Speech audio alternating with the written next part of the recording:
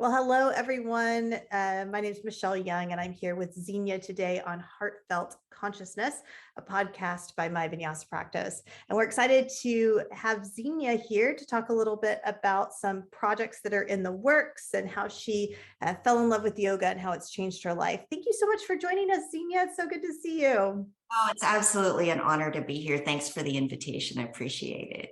Absolutely, Xenia. Well, as we, sort of embark on this conversation, I'd love to find out a little bit more about what got you into the practice of yoga.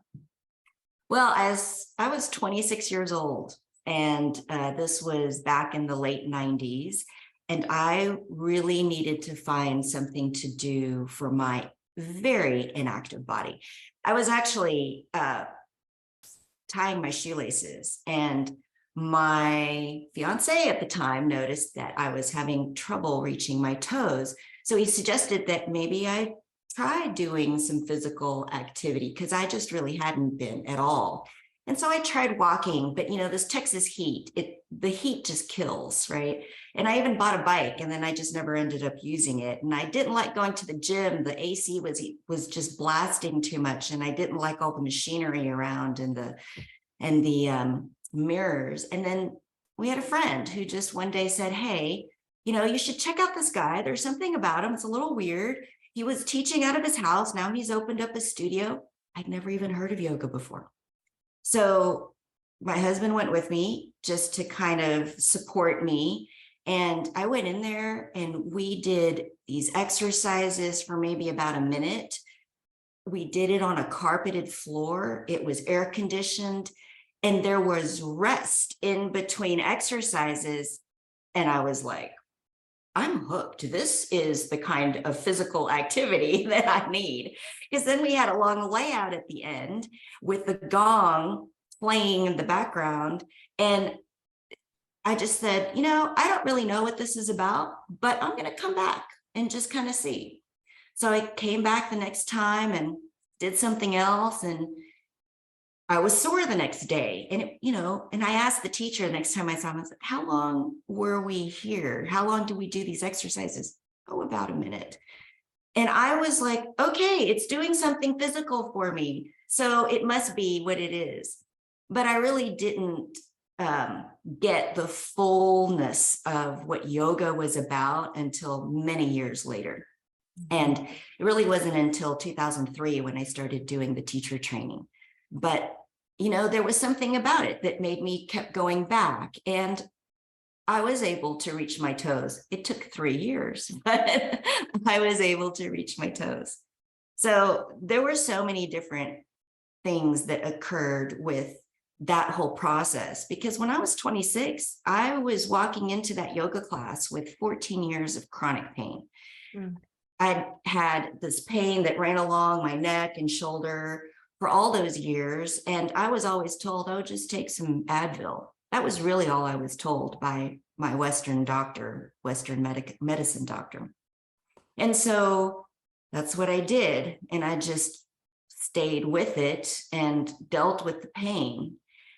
But as I started going to these classes, I noticed that after 6 months of just going once or twice a week, that my pain had become intermittent. It wasn't happening every day, all day long anymore. And after about a year, the pain was gone. And that was truly a miracle. And I finally figured out what it was, because there was enough lag time in between me taking the classes. And there were times when it was, 2 weeks before I could take my next class. I realized after I finished that class, I didn't have any pain. And then I would wait 2 weeks and the pain would come back. I'd go to class and the pain would go away. So I realized that there was a relationship between the pain and the yoga, but I still didn't quite get it, not until I was really in teacher training. And even then, I felt like everybody was just talking over my head. I had no idea, because I really wasn't looking for the energetics, the esoteric, the spiritual. That just came when I started practicing every single day. And that was really the hook was the physical practice and the pain going away, and then just discovering little changes along the way. I was a super, super angry person before I started doing yoga. You know, I'd worked in a kitchen. I was a manager at a hotel restaurant. And, you know, I don't know if you guys know, but they spew out curse words left and right in the restaurant world. And so I was starting to pick up on that, but I was angry all the time. I, you know, had an upbringing in which, you know, being number one, having that type A personality was always at the forefront. And my parents really pushed that on me. So there was a lot of pressure and the need for approval. And really, when I started doing the yoga, I noticed that I wasn't cursing as much anymore. And I wasn't getting as angry at people anymore. You know, it's like when you're driving down the highway and somebody cuts you off or they do something that just would throw you into a tizzy, basically. And I used to get so angry. And then one day, just one day out of the blue, someone does that to me. And I go, I really hope that they're okay. I hope that there isn't an emergency that they're running to. And I just kind of sent a little energetic message out to them without really knowing what I had just done. And then I thought, whoa, when have I ever done that? And I had to attribute that to the yoga, because all my relationships started changing and everything started to become smoother and much more tolerable. You know, when I was teaching or training employees at my work, I used to get so impatient. Like, why couldn't they get it? And then when I started doing the yoga, that dialogue I had with myself changed. Instead of asking, why couldn't they get it? I said, how am I not communicating this? How can I communicate this more effectively? So rather than pointing the blame at somebody's inability to understand, I was actually looking at myself to create more understanding. So it was years and years, but that's really what led me to teaching and led me to staying on the path of teaching. I love it, Xenia. I think, you know, the pain management piece is huge. And some, you know, professionals in the industry, some doctors, you know, physical therapists, et cetera, recognize that benefit. But, you know, I can totally relate. Before I started doing yoga every day, I had 3 kids. I was schlepping stuff in and out of the car. I was constantly feeling like I strained my back. I pulled something, you know, I was fatigued. I was, you know, locked long, tight in the front. And just the movement and the breath awareness, I think, is so transformative when it comes to sensations in the body. So I'm so glad that you brought that up, because it is such an it's important to note, you know, that just the power of yoga, obviously on the mind-body connection, but just even alone on the physical body, just to create ease and comfort. And that's really Absolutely. And, you know, I grew up within the Catholic faith. I went to a Catholic school for my kindergarten up until my senior year in high school, but I never really got what I was supposed to get out of that particular religion. And I never felt a connection to God or to anything greater than myself. In fact, I was basically mimicking what everybody else was doing in the congregation or in mass or in chapel. But I really wasn't, I never really got it. And it wasn't until I started doing the practice on a daily basis and started really going even deeper than just the physical aspect of yoga, moving more towards the meditative aspects, did I start to connect with something absolutely greater than myself, but it was within myself. And that was a huge piece of understanding that I had never gotten before. And it was always some external force. And what I loved about yoga was it really brought me inwards, but it also gave me the power to say that everything was okay, to positively reinforce instead of continuously having negative reinforcement, which is also part of the Asian culture in which I was brought up. Negative reinforcement was what was supposed to be the drive to pull you out of and overcome.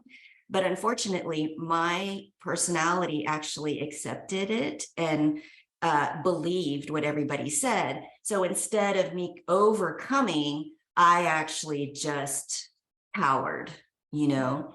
And with the yoga, there's this belief in this original blessing, in this original goodness.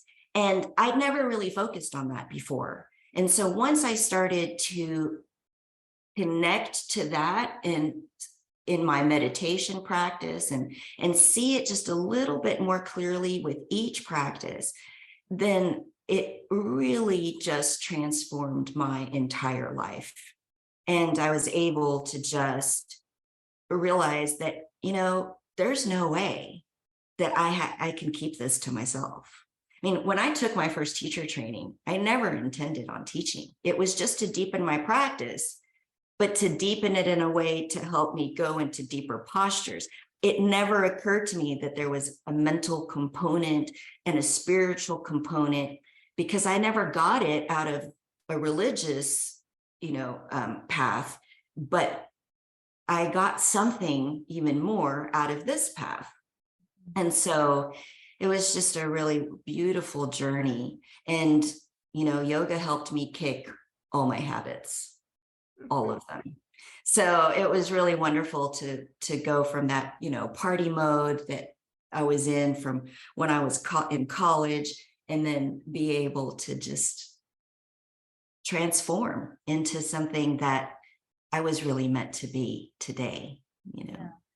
I think that's beautiful. And I love that you brought up like that original wholeness, because I think, ultimately the root of suffering in our society is this misperception of lack, or this misperception of separation from that which I'm desiring or I'm seeking. And when we recognize that that actually is our nature, that what we're seeking is really within, I think it's a game changer. It just creates so much space for that healing and the reconciliation that comes with, oh, well, I don't need this particular thing to go to bed, and I don't need this to make me happy, and I don't need, so it really, I used to tell my teacher, things just keep falling away. It's like they just aren't, it's not necessary anymore. Yeah. Mm-hmm. Beautiful. So tell me a little bit about how it went from personal practice to profession. So you said initially you didn't have any real desire to teach. And, I can totally empathize with you. I know a lot of our listeners can as well. What changed, and how does yoga influence your professional endeavors now? So I worked in the dental industry for 20 years. My husband was a dentist, and I helped him run his dental office. And pretty much most of that time period, I spent all my weekends doing teacher trainings or trainings of some sort, taking all different kinds of workshops. And what I discovered is that the yoga really changed my personal life. It made the stress much more tolerable. It gave me energy that I didn't have before I started. There were techniques that I learned that was able to have me extend my day so that I could do the work that needed to be completed. I had much more clarity. I had much more focus. And so I continued to do these teacher trainings and workshops and events continuously, even though I was, working maybe 50 hours a week. Anywhere in between 50 and more, for years. And when my husband finally sold his dental practice, I was like, I just want to focus in on teaching and teaching students to become teachers. It was more of a desire to help change people's lives. And it did start when I was in dentistry. I knew that that's what I wanted to do, but until my full-time job that supported my hobby of yoga was going to be done and completed, there really wasn't any way for me to go forward. But when my husband finally retired, I decided that this was where I wanted to go, that I could really reach and impact many more people by going out and teaching more.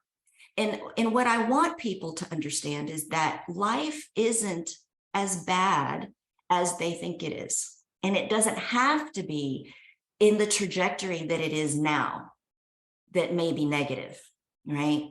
And the yoga is what taught me that with techniques and with the ability to go inward and the ability to tap into the energy, that life is much more tolerable, that we can be at peace with each other, that we can still be active and yet have a sense of centeredness and wholeness, all the while we're doing the things that we need to do to accomplish in this life.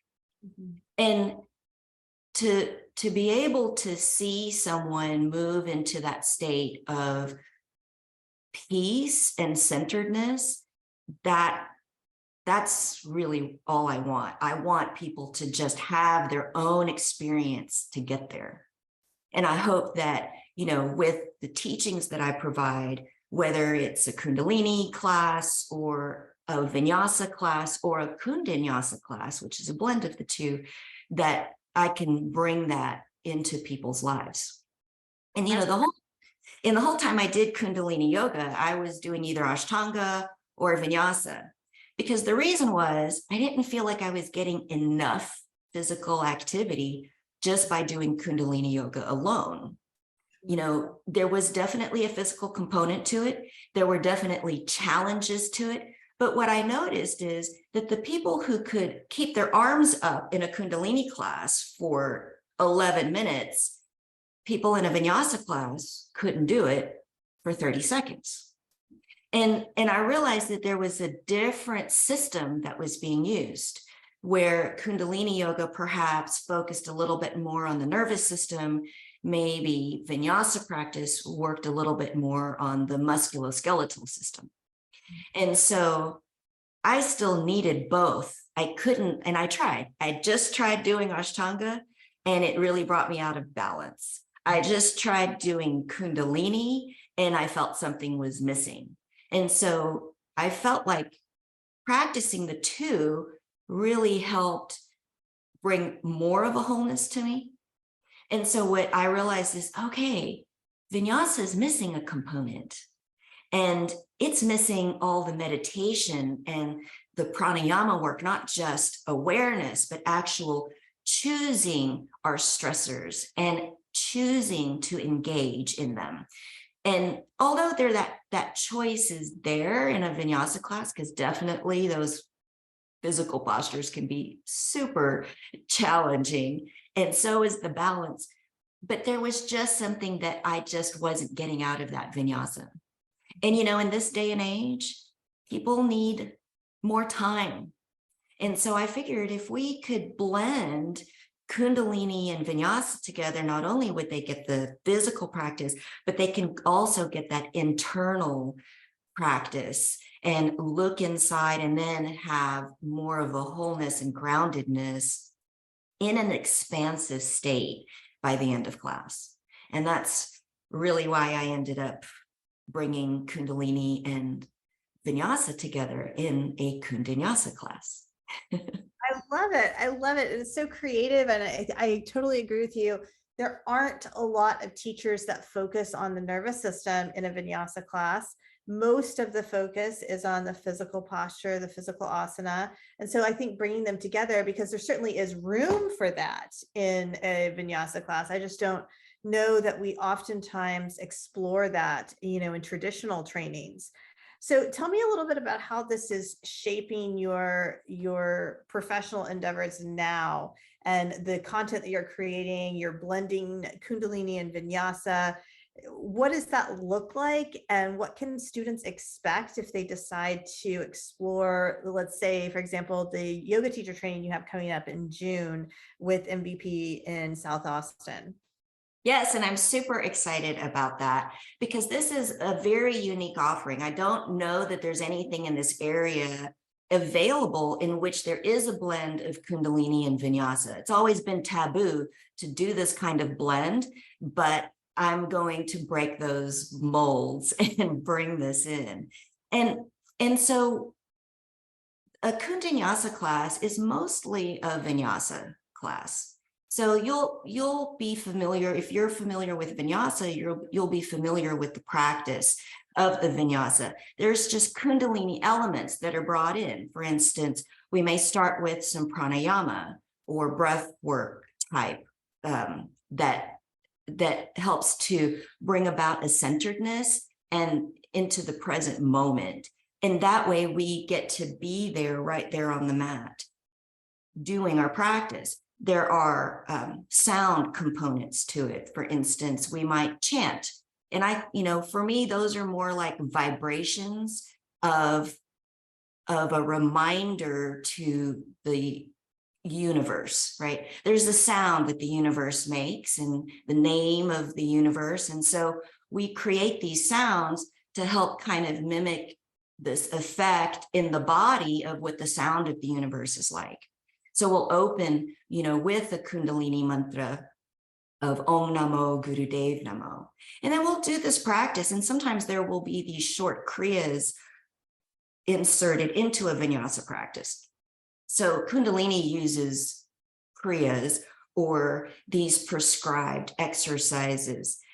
All the kriyas in Kundalini yoga are actually pre-written. They are not to be changed. They're just to be followed. And there are times when you can insert a short kriya into a Vinyasa practice, because there are times when a Kundalini kriya, its second pose is a huge back bend. And a Vinyasa class can actually prepare the body to do that particular pose, even though it's the second pose of the kriya. But in a Vinyasa class, it might be the 20th. And so it really creates an opening for the body to do this Kundalini practice.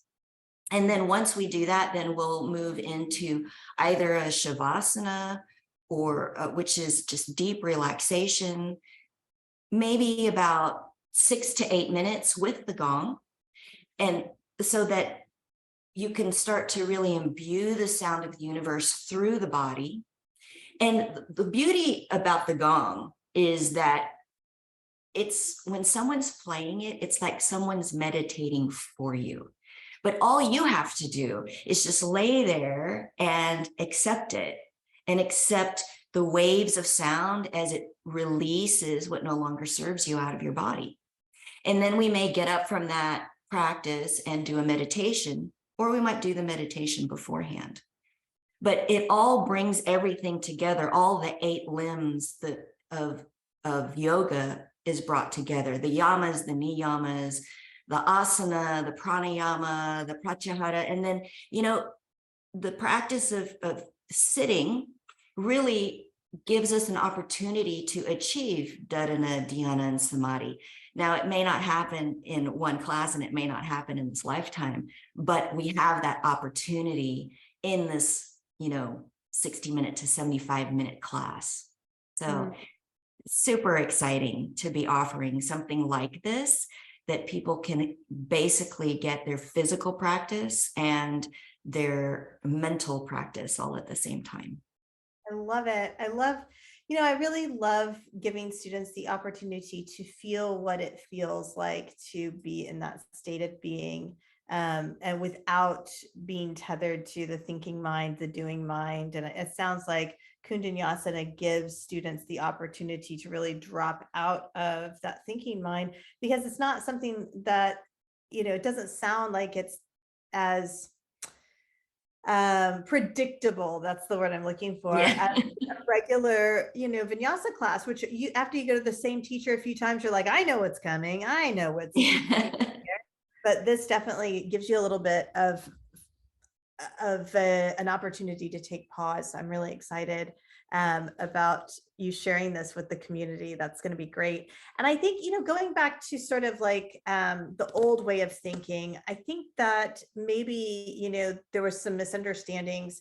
When you look at Tantra yoga, Laya yoga, which is, a sort of a branch, or, Kundalini sort of was derived from that sort of concept of mantra, meditation, kriya, internal practice for involution. That was one of the many practices that were incorporated in tantric sadhana, so to bring in multiple different types of practices, I think really speaks to the traditional foundational principles of it takes a village of practices for us to really get embodied in our experience. And one practice is not really going to do it for most people. Most people need many different types of, stimulation and relaxation to get there.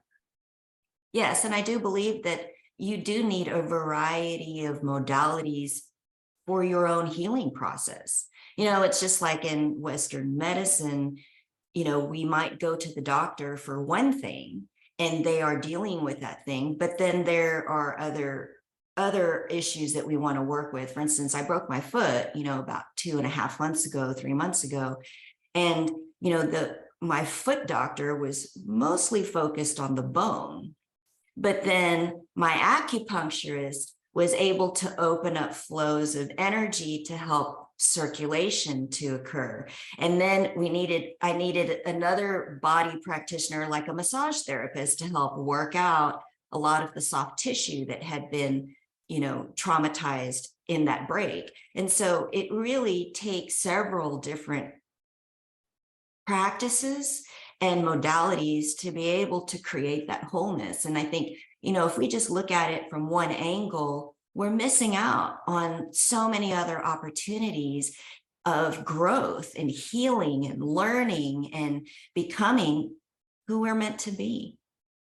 Absolutely. Well, and that just leads me to the description for the Kundinyasa training. It says, Kundinyasana is a blend of Kundalini yoga and Vinyasa with a focus on energy and meditation. What happens on the yoga mat is a metaphor for life. The challenges encountered in practice mirror the stressors of daily life. With the knowledge imparted in this training, you will learn to work through obstacles, open your practice, and find connection to your true self.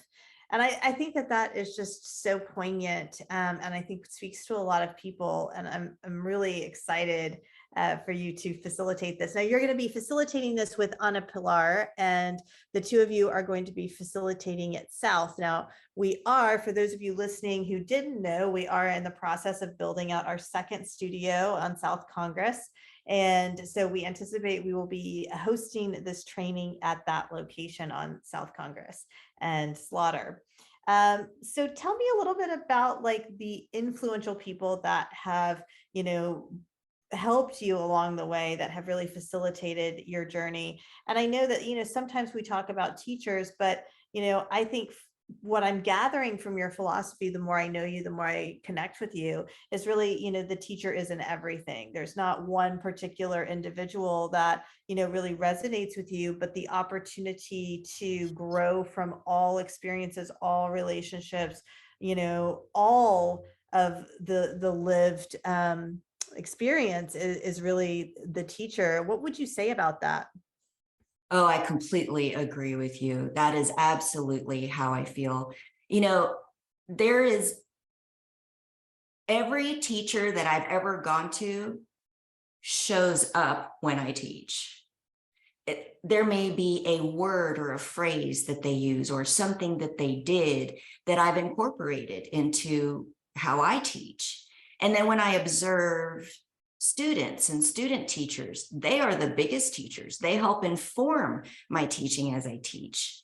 And really I've done so many teacher trainings since 2008. I started doing teacher trainings then. And every single time I am just floored by all the wisdom that actually comes. The only reason why I'm even a teacher and standing before other people is probably only because I know a little bit more than they did or do. And it's only because I've studied it longer. It's only because I've practiced a little bit more and maybe read a few more books than they did. But they're the ones that are really creating who I am. You know, I learn from every single situation. And, you know, there are many teachers that are part of my past and what has brought me to what I am today. But it's the interaction with the students, thousands and thousands of students, that have really allowed me to see, hey, you know, I got to teach this way because they brought up a really good point that I never thought about. Or I'm going to do it this way because that was a perspective that I had never really entertained before.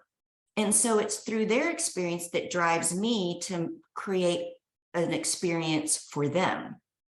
And that's just it. Every single one of our paths are so individual that we really just need to have that opportunity of an experience to follow it, to be able to hear it and to listen to it.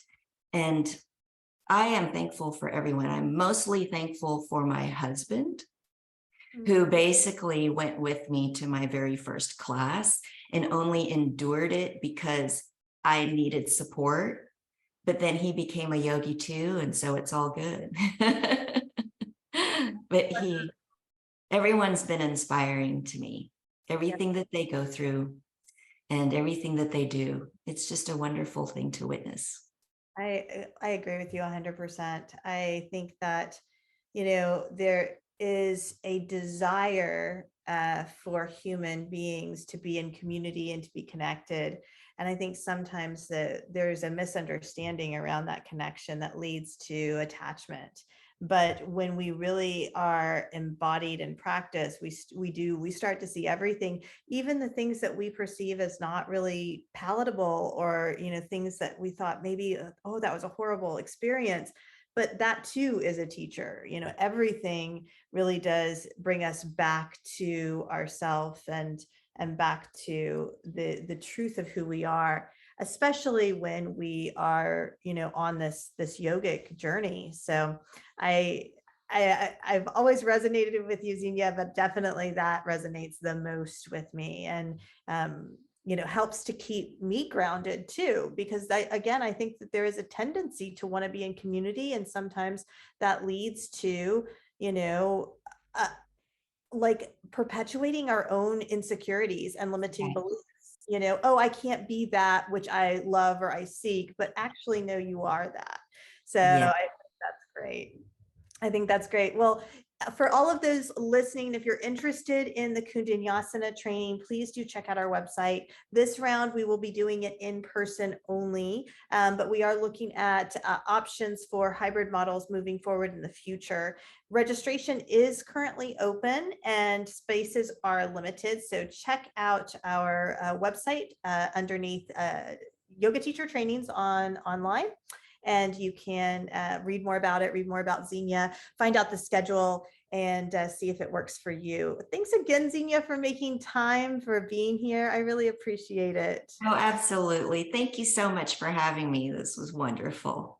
And it's beautiful to see your beautiful face. Oh, I appreciate you so much, Xenia.